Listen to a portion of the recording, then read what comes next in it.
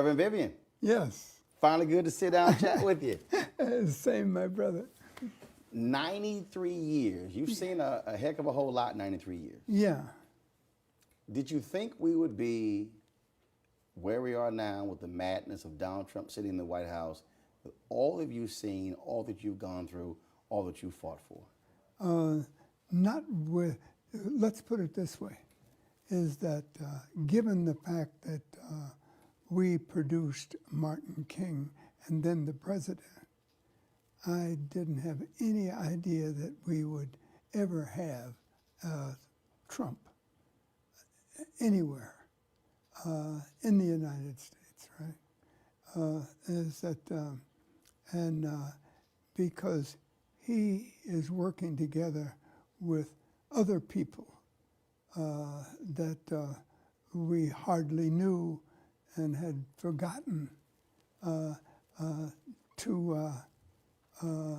who is now trying to bring back the racism of yesterday.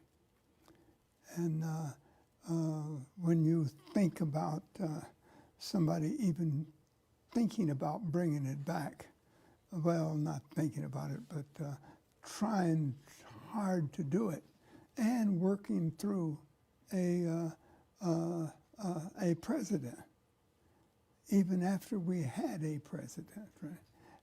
Didn't expect any of that, and now we've got the battle of struggling to make certain that he does not have an effect. But I often tell people that, though, if you look at the history of America, black success has always been followed by white backlash. Yeah, oh yeah, white backlash, but not this effective. See, this is what they've been at that. I mean, and I knew that no matter what you do, they weren't even trying to bring back the Klan type stuff because they thought they had lost the battle, right? And we thought they had lost the battle, but then what we know was we got a person in the White House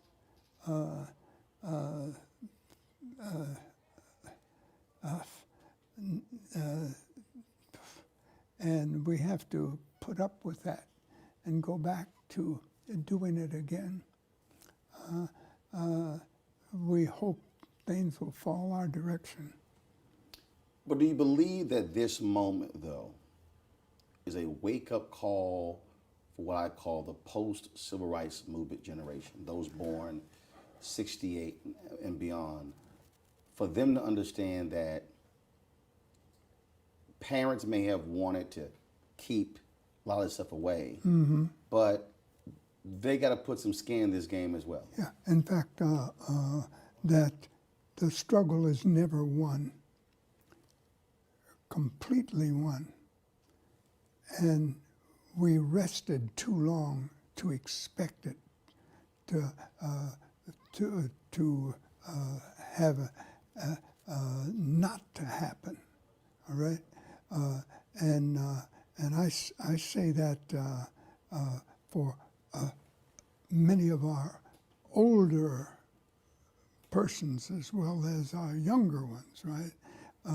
Is that you never have to stop fighting the struggle. In fact, until you're completely in charge, you're not in charge at all. And we have to know that and see that and make each other aware of it, even when it seems like that we have won all the battles. All right, we still have to make our people and our young people even quite aware that the struggle is never over. That's one thing I like about Jews. Jews never think the struggle is over. When did you know that you were going to be committing your life to black liberation, black freedom, that struggle? Was there a moment where you knew exactly? No, there wasn't a moment, but there was the reality of it came from my grandmother, all right?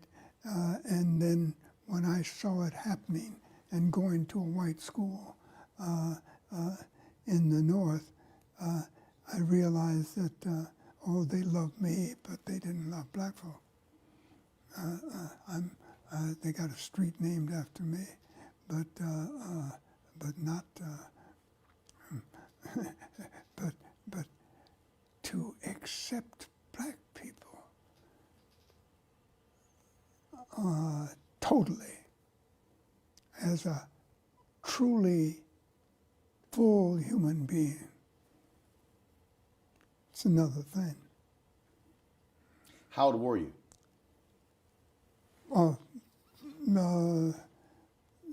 About sixth grade.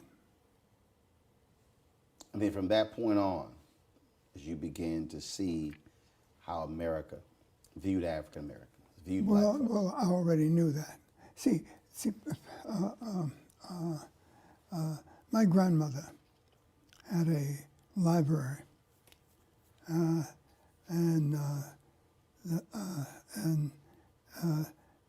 that is what I read all the time, right?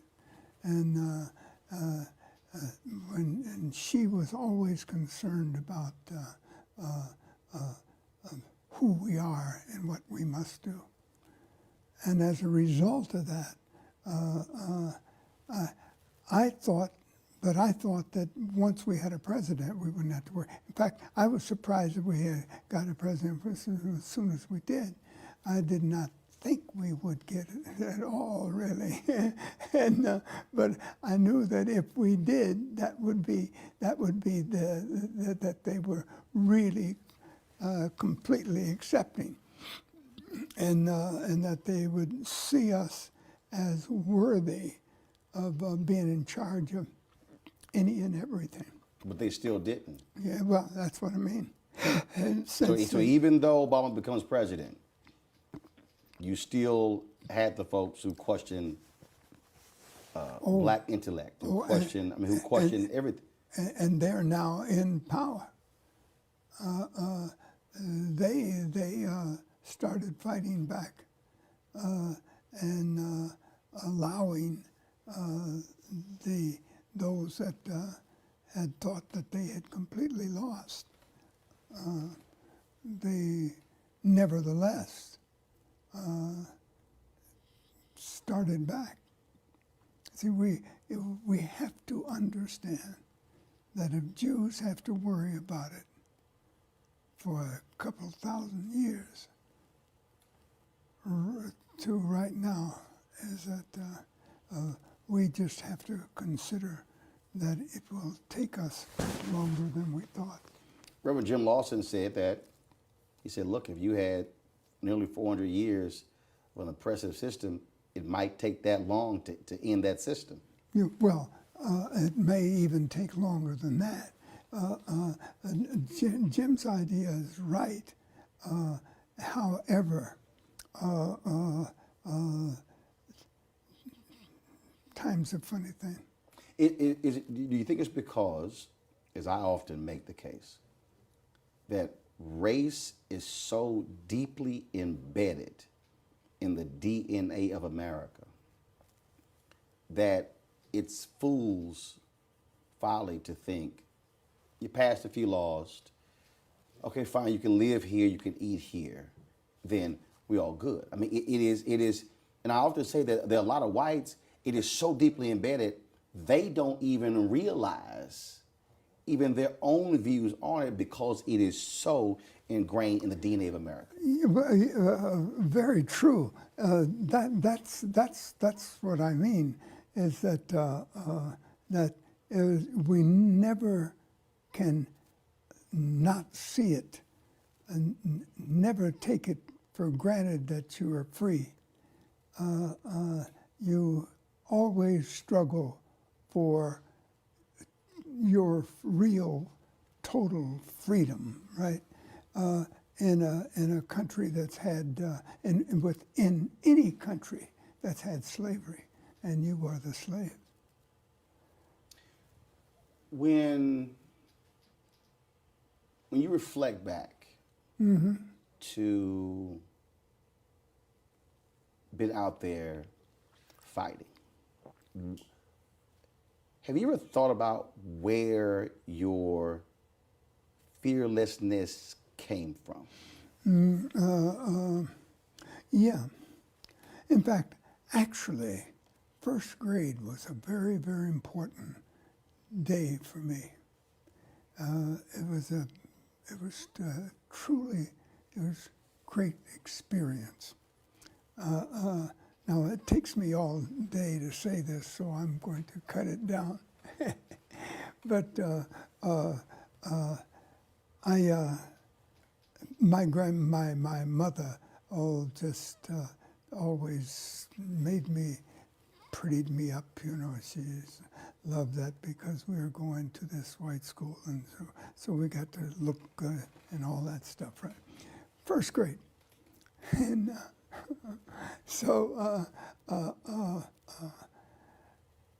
I was going out the back door of the school, and a little gang had gotten together, run by a little black boy who was dumb as they come, and so the point is that I would run out the back door, and while they were going out the front door, right? And the railroad track was back there somewhere, and I would take the railroad track to where I could hit the concrete and go on home, because I was only 2 blocks from school, and I'd beat him. Well, I had to stay after school for a couple minutes for something, and I went back in and ran back to the sand pile at the back, and looked both directions, and they rose up around me. And Theodore Derrick was the boy's name. I remember all the names. And this is first grade, and I'm 93. But I remember all of them because it was a very, very important experience, mm-hmm. right? So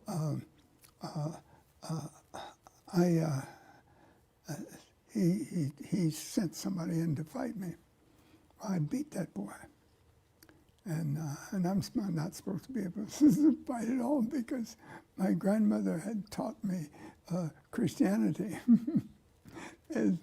So they sent another boy in for me, and I beat him. I beat him badly, and I remember clearly. I looked down at him in this sand, right? And there was great sand pile, professional sand pile back there. And I looked down at him, and I knew that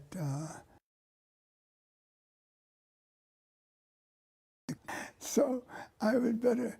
So I looked at Theodore Derrick and said, "Come on in, come on in the circle."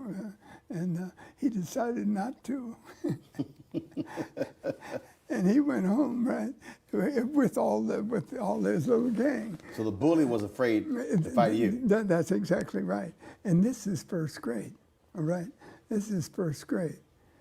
But they was always trying to defeat somebody, because of their own personal ignorance, really. So for you staring them down. Yeah. So when you stared down Jim Clark and Bull Connor, you were just thinking back to first grade. Well, I wasn't thinking back to it, but I like the idea.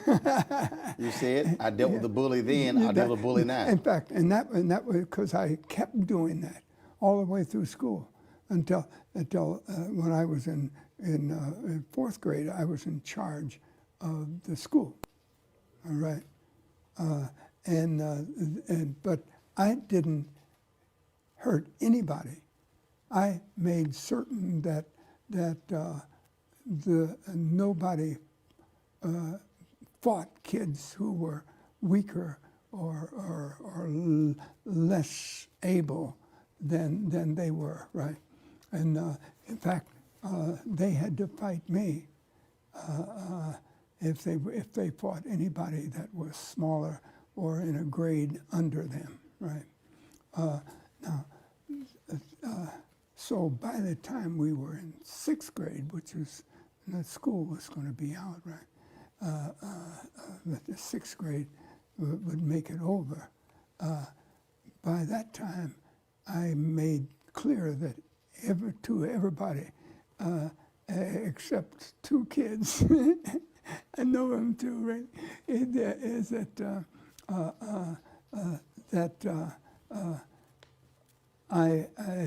if they jumped on anybody, I would jump on them, right? And the other kid that was capable at the 4th grade level was a white boy named what's his name? I can see him now. He had white hair, and he was dumb as as Theodore Derrick, right? And in fact, in the 3rd grade, the teacher made me teach them. And they still paid no attention. Yeah, well, see, that's it. They tried. But if you don't have it, you don't have it, right?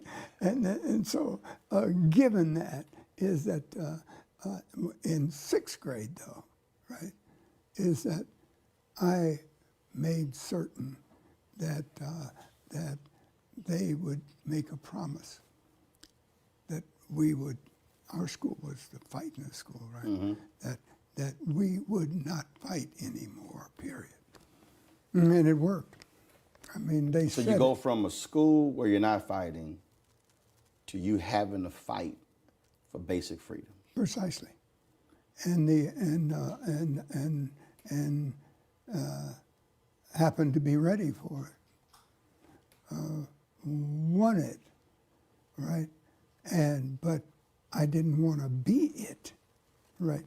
In fact, I'm wasting your time, but let me give it to you. Is that I thought about it and decided that when I fought that. When I won that 2nd battle,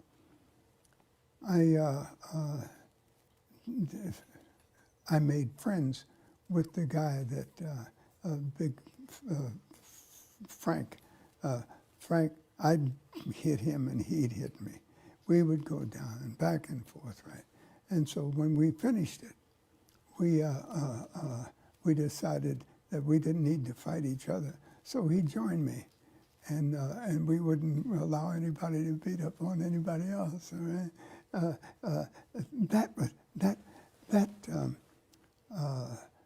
And give you another piece of it. The war was over not only for little boys fighting, but what it was over. The war itself that was going on started. And, it sounds strange, but it started, and everybody had a job because once the war started, there was a job. Never forgot that, and life changed for everybody.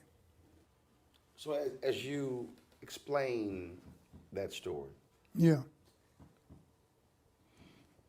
in the fight for black freedom, Yeah. does America replace those schoolyard bullies. That is, America was the country picking on the little people Precisely. and establishing their dominance over them. Precisely. And and when I got to junior high, see, those kids, the dumber ones, and I shouldn't call them, but I got to, is that they had jobs now. All right, their parents had jobs now. It made the difference, is that so they could keep this promise that they made to me, right?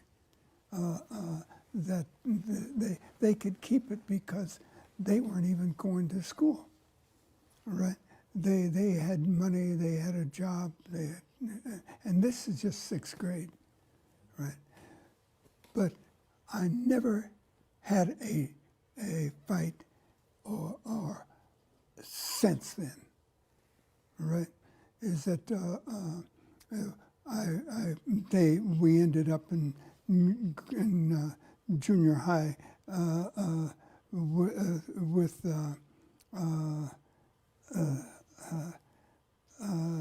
we ended up with in junior high with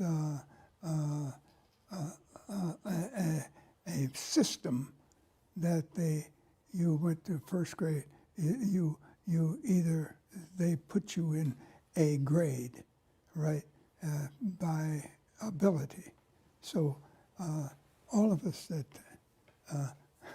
had ability were in that class, right? And so, but I had friends all down the school, right? And so I thought I would just try to not make the grade one time, right? And I tried not to make it, and I didn't make it. But man, when I got down and I dropped down the grade, is that it was so bad because the kids just didn't have it. Kids that were my friends, right, wanted to be nice and good and acceptable, but they couldn't. And I felt badly. So at the end of the 6 weeks, I went back upstairs, and I've been back upstairs since, right? The thing that is interesting to me is when we look at some of these old newsreels, Yeah. and there's the famous one where the sheriff is on the steps, and you're trying to go in, register to vote, and takes a punch at you, knocks you back, and you don't stop talking, you No. don't stop yelling, you don't, you didn't flinch. It was as if you can keep hitting me, but I'm not backing up. That's precisely right. And don't intend to yet, all right? There is no reason at 90, if I've held my ground this long, that I don't keep it until I die, right? And that's most important to me, is how do we reach the freedom mark? Not how do we get rid of something, how do we gain more and more, right? When every time I see somebody black get a job, I'm happy. Every time I see any kid make it who couldn't make it before, that's my happiness.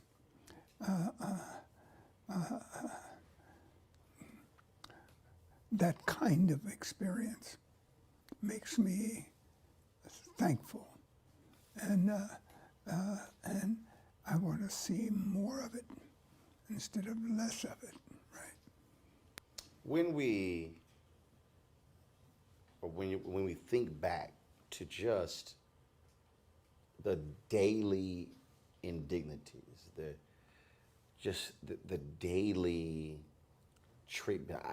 I don't think anybody who didn't endure it really understands what that was like. Precisely. You can read a movie, you can watch a movie, you can read a book, Yeah. but just every single day, Jim Crow envelops your entire life.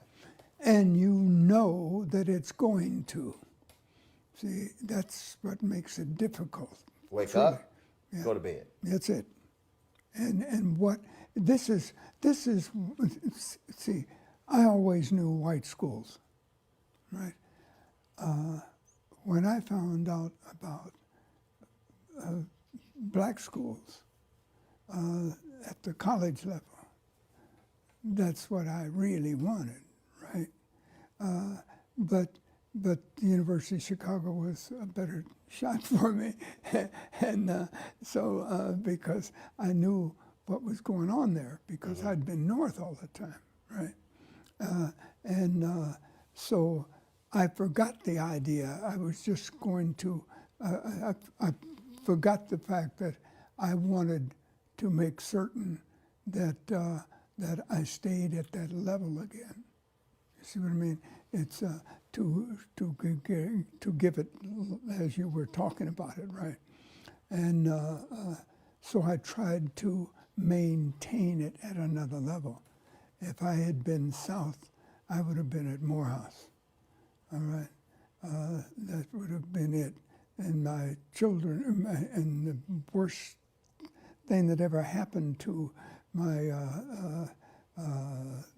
oldest son was the fact that he didn't go to Morehouse. My youngest son did go, and it was the best experience of his life. All right, and it's. I just wished it could have happened for everyone. The fight for freedom. Yeah. I often say the reason why I think it was so amazing, because you really just had ordinary people Right. who had extraordinary faith, extraordinary courage to say enough. Yeah. But see, what happened when that's enough, right? As you say, right? What happened is they decided, because they gained the stuff it takes to run up against whatever the problem is, and not bend at all, right? And whatever the cost, let's pay it. But let's not bend before it, right? And read Langston Hughes, but leave that out. I was going to take you somewhere else.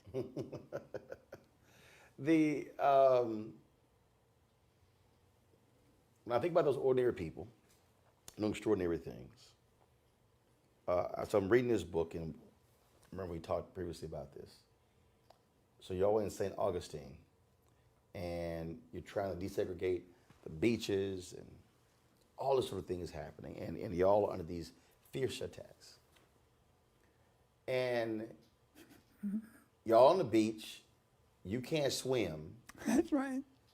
and this person's trying to drown you, Yeah. and you tell me, here you are with your head underwater, Yeah.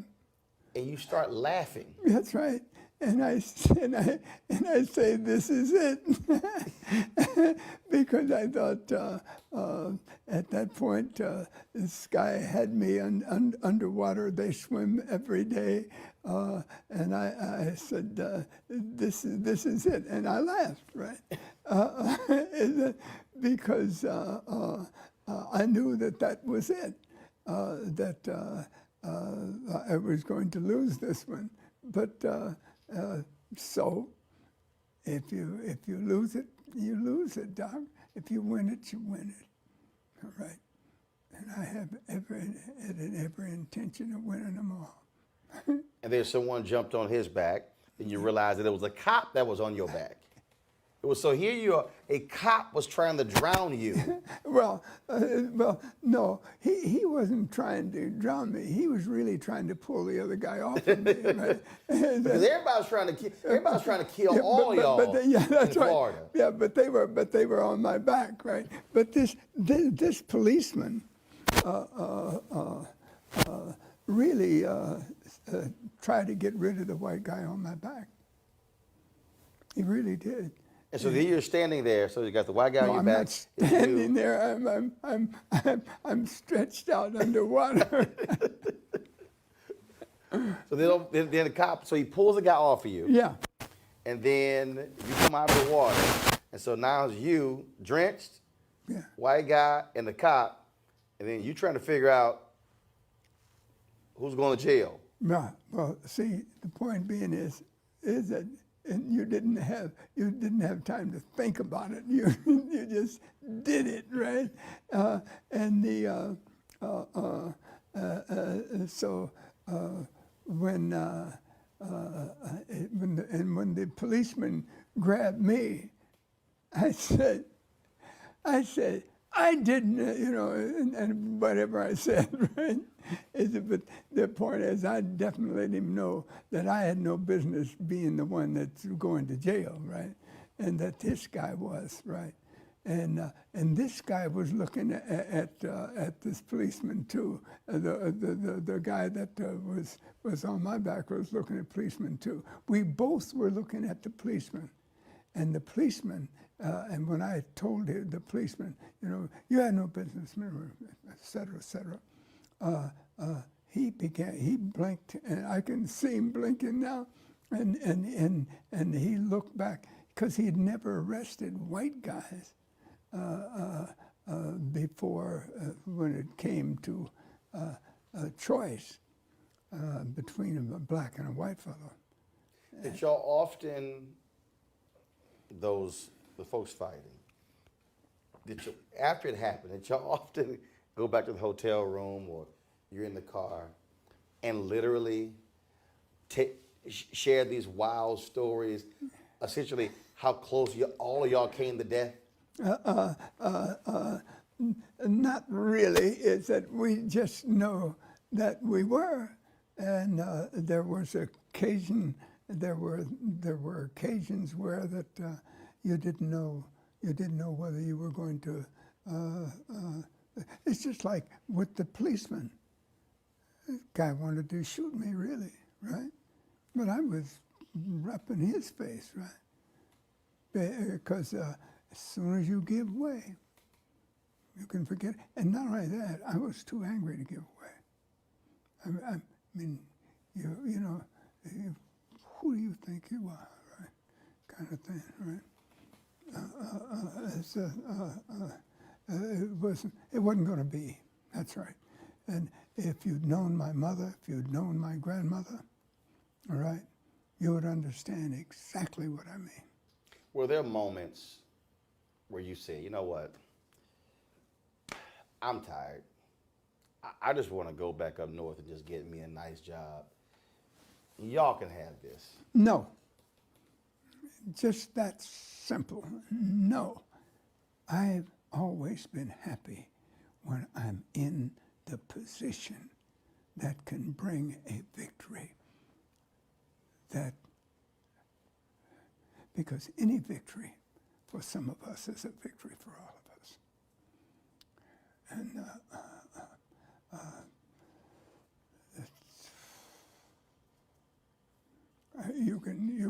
you can feel my feeling. It's all right. Is that because that's it. Nobody has a right to mess over somebody else. All right. Just didn't. That gets us back to was something I left out, but I left it out on purpose because it was taking up time. But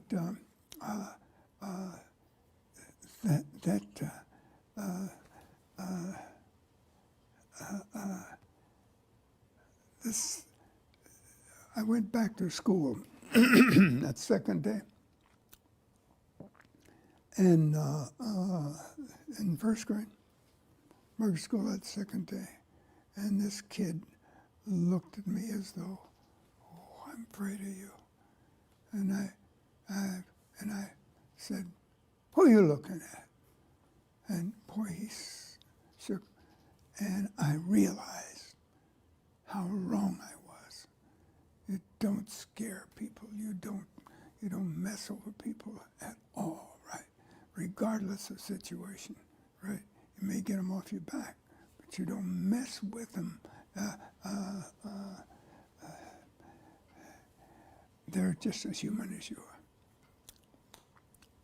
Who was your closest friend in the movement as you all are traveling around the country, as you are going through all these southern towns, as you are away from home? Who were you closest to? It was different in different towns. I'm sorry. It was different according to the situation, and but the character of things didn't change. How would you describe being a part of SCLC when King is kicked out of the National Baptist Convention USA? They start the Progressive Baptist Convention. You have this ministerial organization that, well, moral leadership is the basis Of SCLC. not NAACP and civil rights, not National Urban League and economics, but a moral basis. I see them both as moral basis. You see, is that one happens to be legal, and the other one happens to be a spiritual base, but they're both spiritual. See, that's the way I really see it, is that they're both spiritual, that nobody's got any right to mess over anybody else, regardless of their denomination or that kind of thing. When you reflect on those days, when you think about just the slow, just day after day after day after day, did you also gain courage by seeing people who had nothing, who had no education, who were saying, I'm standing by your side? Not really. Is that they were always there. I mean, we were all there, right? Is that as long as you're in a struggle for freedom and justice and decency, there will always be some people with you, and I believe, and it doesn't make any difference if I'm going to go to jail for it, then I'm going to jail for it. Is that but I know I'm right, and they know I'm right, and they can mess over me because they got the position to do it, but somehow or other, it just works this way, Doc. I don't, I didn't learn it to quit. I didn't say, well, no, this is what I must do. When did you first cross paths with Dr. King? Oh, that's an interesting question. Is that I was writing an article on him. I was a journalist. Right. I was writing an article on him. I had, he came to Fisk to get a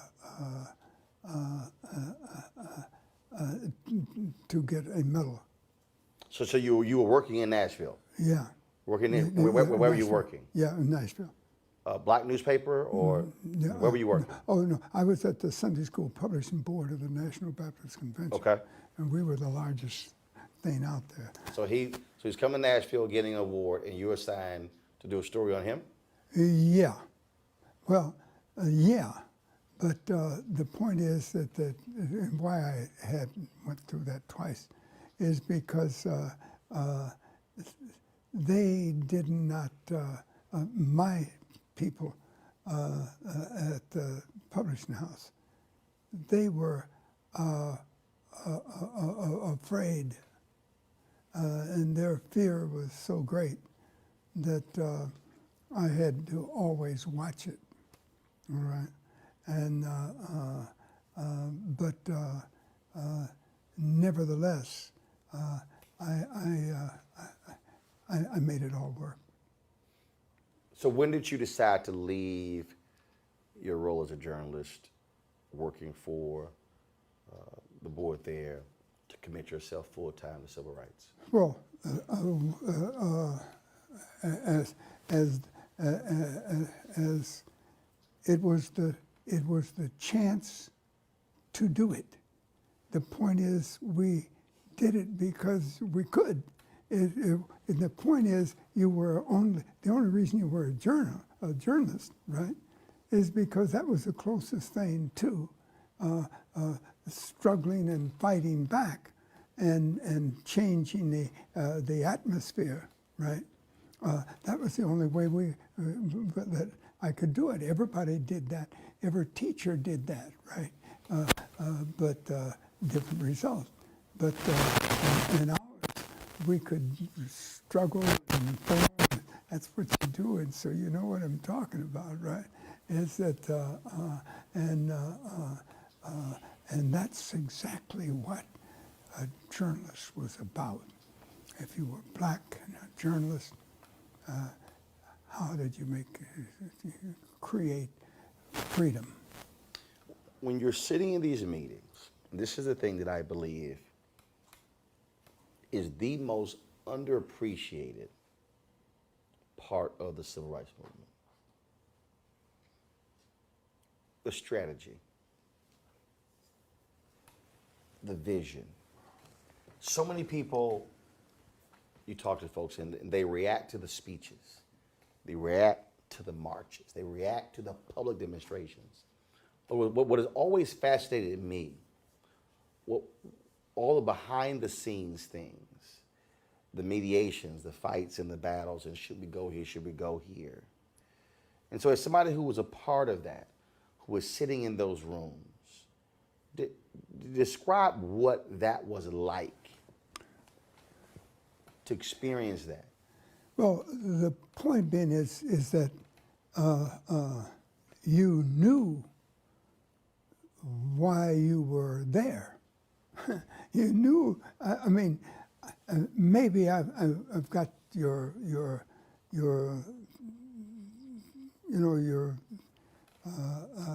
attempt to reach me. Maybe I didn't get it. You get my point? But the movement drove itself. See what I mean? You didn't spend all that time trying to find out where should we go now? What should we do? Right? You knew it. So it was. So what you're saying is things were moving and progressing that fast. That's exactly right. Coming out of Montgomery bus boycott, 381 days, and all of a sudden it's just one after another. Then of course forced to North Carolina A&T, and then lunch counter, then the next thing, and the next thing, and the next thing. That it was this constant state of motion. Yeah. Now, because you had several groups. See, and it was, but it was, once the movement started, it was going. Nothing could stop it because we had no fear. See, you were going to meet it regardless of what it was, right? I stayed in jail one time for a week when nobody else was in jail. I mean, the point is that why? Because I was hoping that we'd get something done that we didn't think about, all right? But it didn't happen that way. But we all had, in fact, it ended with, not ended, but we all had little groups. Hosea had a group, I had a group, Jesse ended up with a group, but Jesse wasn't, I brought Jesse in the movement, all right, as, because he was, he thought he was going to play football, and then didn't, but he was good at a course that he was in, and his teachers thought he was real good, and Samson, all right, Samson knew Jesse. Al Sampson. Yeah, Al Sampson, and so and Now Reverend Al Sampson. Yeah, and he knew me, and so he said to me, he says that Jesse has a teacher that is good. I didn't know who Jesse was, but he has a teacher that thinks he's good and gives him good grades in organizing, and so you know,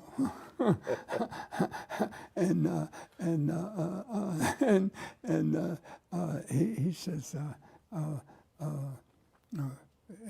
we need to get him in the movement, right? And so I went over to their apartment at the University of Chicago. I went over to their apartment, and Jesse was understandable. He wanted to be a part of something, right? And so he came in, but his wife, on the other hand, was just going to float with him, right? But my wife met her, and they became friends. So that paved the way. That made it a lot easier. Yeah, that made it a lot easier all the way around. And she was more fun because it meant she almost would run over a car if it got in her way. I know this is not in the thing where you'll take it out, but the point being is that and they became good friends, and they were always together, right? But they were just that was in Chicago. But anyway, that's just side stuff. When you we read these stories, read these stories about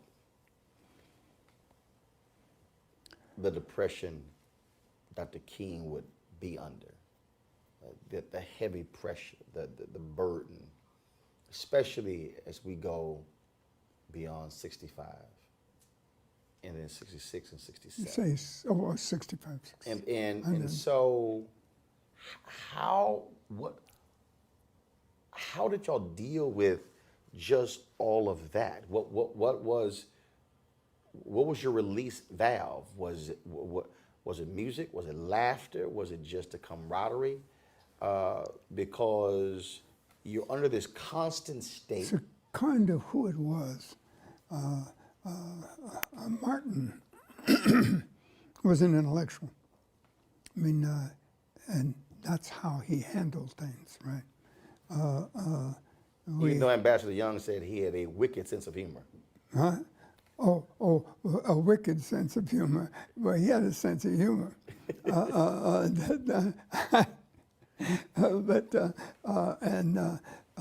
And he had more than that. See, the point being is because he was such an intellectual, is that nothing really got in his way. All right? He knew what he wanted to do, had already figured it out, been at the universities, and we figured it all out. He knew what he had to do, right? So that he really he had a hard time dealing with, without bringing it up, had a hard time dealing with some of the guys that Jose had brought up, for instance, right? They were just, they were not necessarily your choice. Not necessarily intellectual types. When he gave the speech at Riverside Church, Yeah, James Bevel, Diane Nash were pushing him to take a much harder stance against the Vietnam War. Where were you on that? I'm always against war, but is that the moment that you do that, right? Is what else is there that you have to do? So when he made that decision, were you one of the voices that said, Doc, what are you doing? No, I never said no. Is that a movement to me is so much a part of the essence of a group that you don't have to tell story. Hosea was a problem. Just not just because Hosea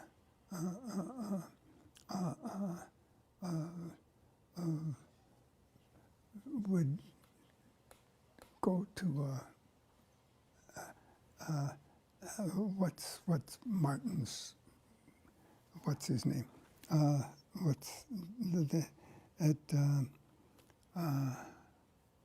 Who was second man in charge? Abernathy.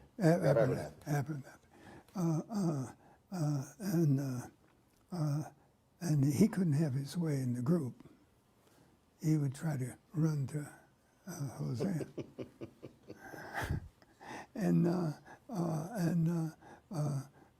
But we knew when to cut him off and when not to, right? Because Ab knew when to cut him off, and so did Martin. And so there was a different time sometimes, but they always, he had a hard time getting his way by that way, right? King goes to Memphis.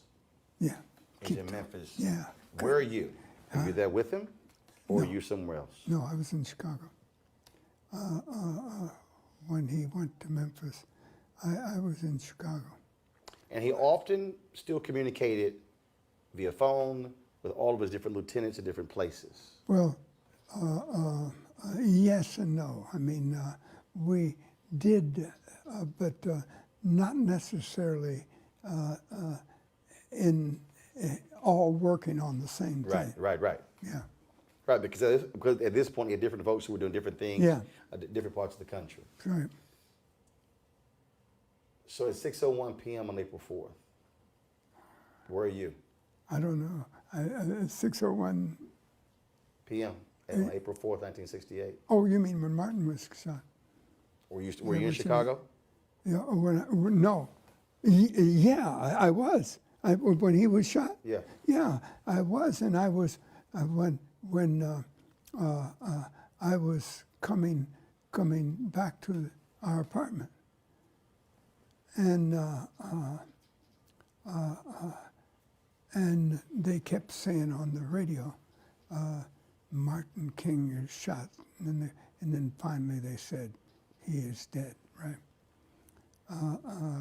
And I knew right off the bat that he was dead, right? And before they even said it, because they wanted the public to, a little at a time. And I was on the other side of the city, and that's a long ways. And by the time I got to the house, they had announced, and so I remember that mid-level. You had what did they call it? Some sort of level house that and it had two sets of stairs, and you went up one set of stairs to the bedrooms, and you went to other set of steps for the rest of the house, right? And when I came in, started up the stairs, and the wife was in the living room, so she said, "Are you going?" And I said, "Yes," and kept moving, right? And my wife knew that I was going because she asked me, and I told her, what's his name? So she asked you this question. Here you have the news of Dr. King being dead. Yeah. And your immediate reaction is, we keep moving.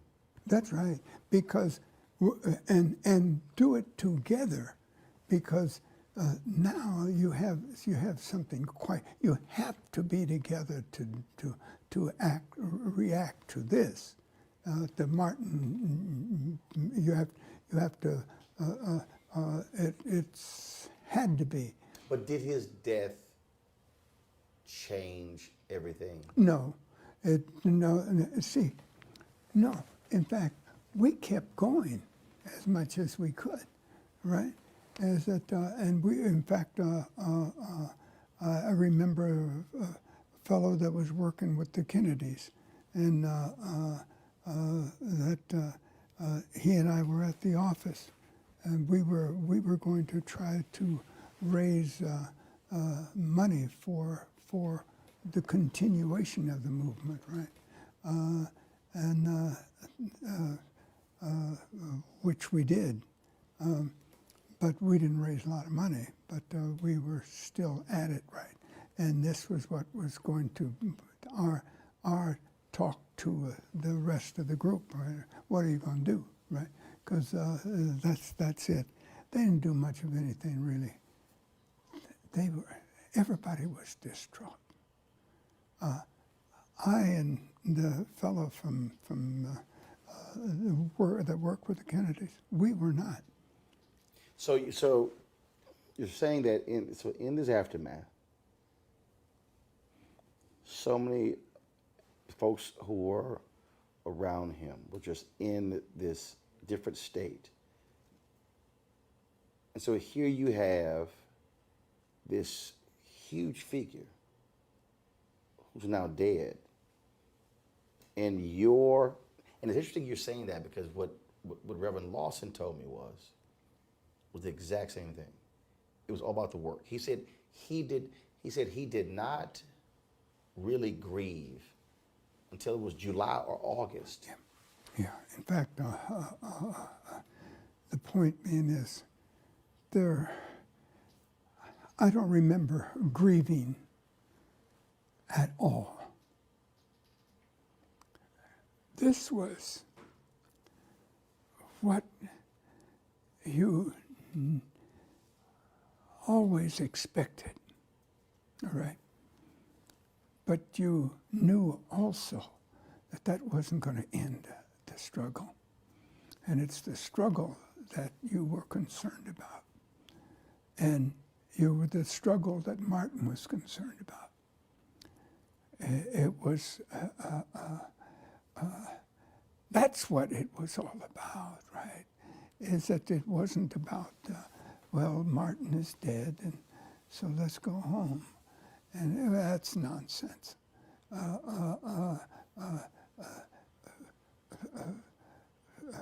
Is that you would work harder because you didn't have a Martin King. He was now not only dead, but he was to also mourning. We were also mourning, as far as I was concerned. The next day, when Coretta came out,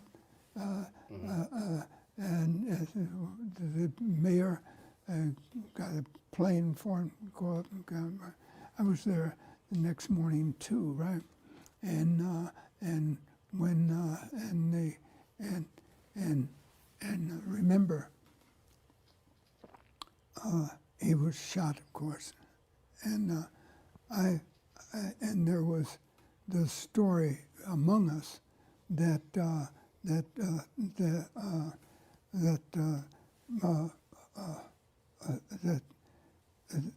they had that Martin, not only was Martin dead, but that the fellow that shot him was right across the way, right? And so I went over and got through the door and to see how close it was, and so and I got down on my knees at the window and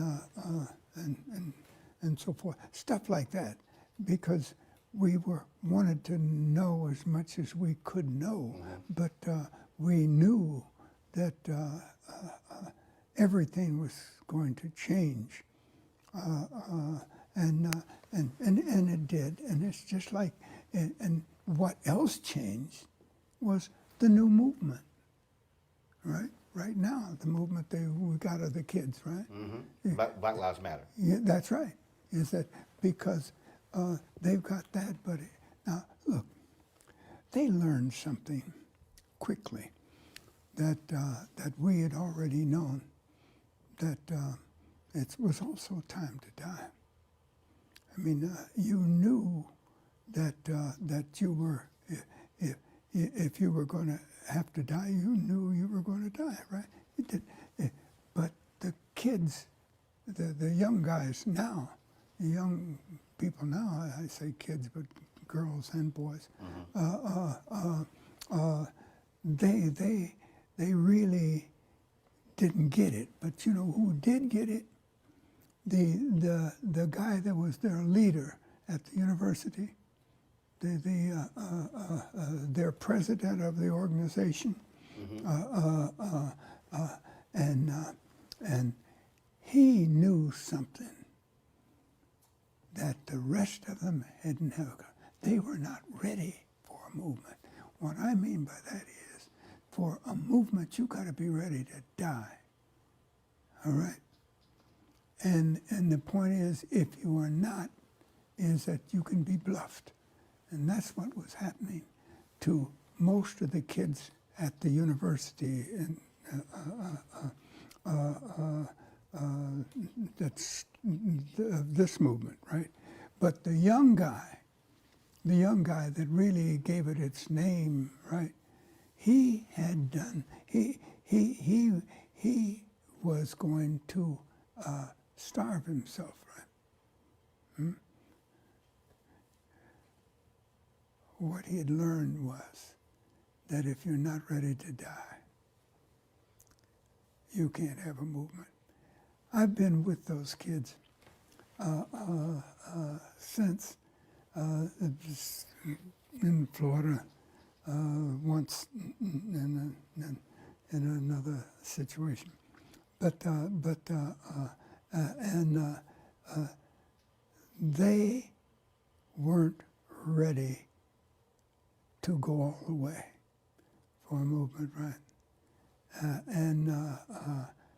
But the young guy that was head of it, he understood. 20, 30, 40 years from now, it's going to be a kid, elementary school, junior high school, doesn't matter. They're going to be looking at some films, a DVD, a documentary, looking at some photos. They're going to be reading something. And they're going to You're all right, Dan. Keep going. They're going to come across Reverend C.T. Vivian. Yeah. They're going to see at newsreel. They're going to see you getting punched and you coming right back. They're going to see all of that. What do you want that student to know about you when they see that? It doesn't matter. What I want them to know is what they're going to have to do. Right? It's. I don't care what they think about me. Is that the point being is that they've had to learn what they're going to have to do. Right? If they learn what they have to do, then that's the name of the story, and whether 10 of them do and 10 of them don't, it doesn't matter to me. They don't all have to do anything, right? And because they didn't in the first place, because you just don't, right? And you're not going to have everybody. It's a changed setup. You've done your struggle, really. You see what I mean? And and if they learn what you would like for them to learn, fine. But the point is, you kept the struggle going as long as you could, right? And you hope that they learn, right? And gained the stuff it takes to really be. See, and I don't even like saying stuff it takes, and it sounds like you know.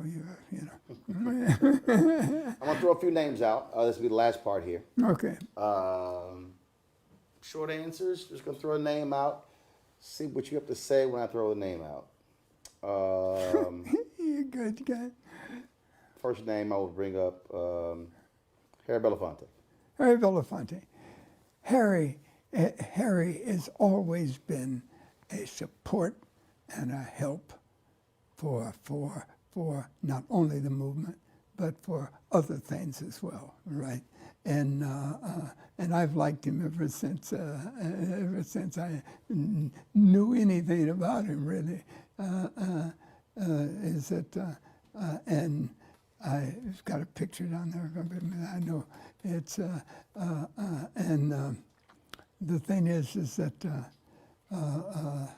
so I know he's always going to help out in any time it goes. And he was a real support service to Martin. Diane Nash. Diane Nash. Oh, Diane is always going to. Diane is the one person, the only woman we had that you really, and everybody made her their leader, right? And Diane's really something else. Ella Baker. Oh, Ella Baker was a natural. Ella, and when that car broke down and hurt her, it's not that it hurt her, but that it put her out of the real action, right? That like she was used to, right? Ella suffered from. She was always a person that was going to speak up and always going to move forward. John Lewis. John, listen, is that the thing I always said is that John was, see, I remember we were in seminary together, right? And John never really seemed to be as great as he is, but he is and was and always will be. And he has the integrity.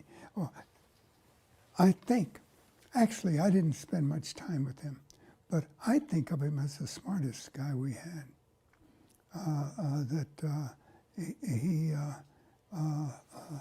And had the kind of stuff it takes.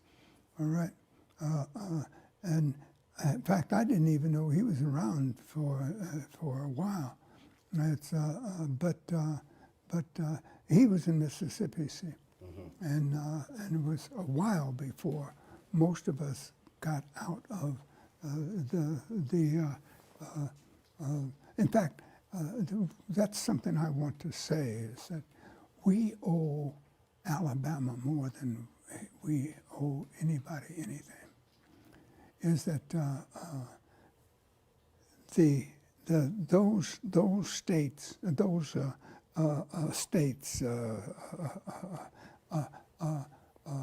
gave us, every one of them gave us something, right? I mean, they broke ground for us, all right? And I don't think that you can write anything about movement without every one of those states, Montgomery right on through Selma. Right? Jesse Jackson Sr. Jesse is, I think that Jesse never understood nonviolence, but he never stopped fighting either. He was, but now when you say fight, you think, oh boy, he's a fighter. No, he's not that kind of fighter. He was like a football player, and but he never stopped moving forward, and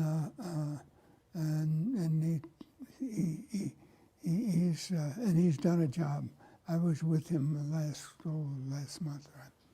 And I was surprised that and Jesse's all right. Clarence Jones. Clarence Jones. Clarence Jones. Who's Clarence Jones? King's attorney. Huh? MLK's attorney. Who's the attorney? Dr. King's attorney, Clarence Jones. Oh, Clarence Jones. One of his. California. Yep. The legal guy. Yeah, now California. Yeah. But I was going to show you something that I got from him.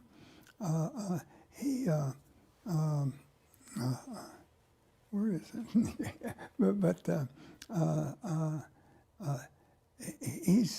he's.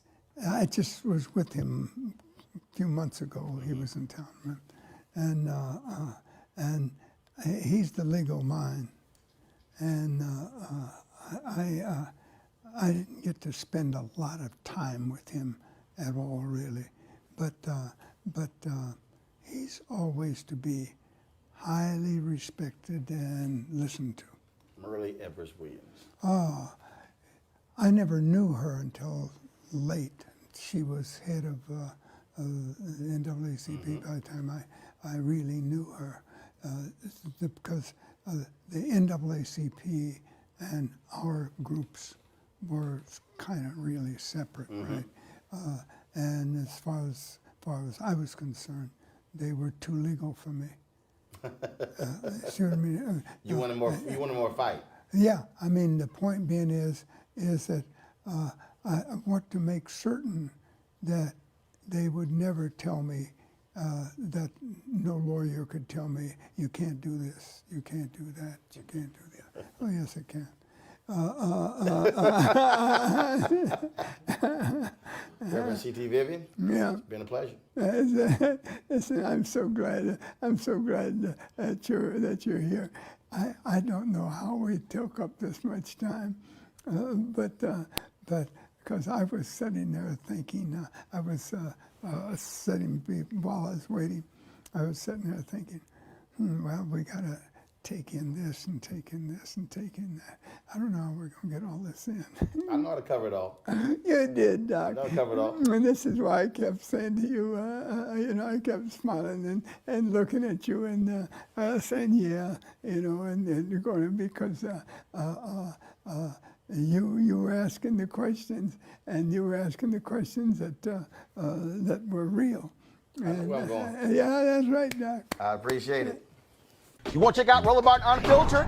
YouTube.com/Roland S. Martin. And subscribe to our YouTube channel. There's only one daily digital show out here that keeps it black and keep it real. It's Roland Martin Unfiltered. See that name right there? Roland Martin Unfiltered. Like, share, and subscribe to our YouTube channel. That's YouTube.com/Roland S. Martin. And don't forget to turn on your notifications so when we go live, you'll know it.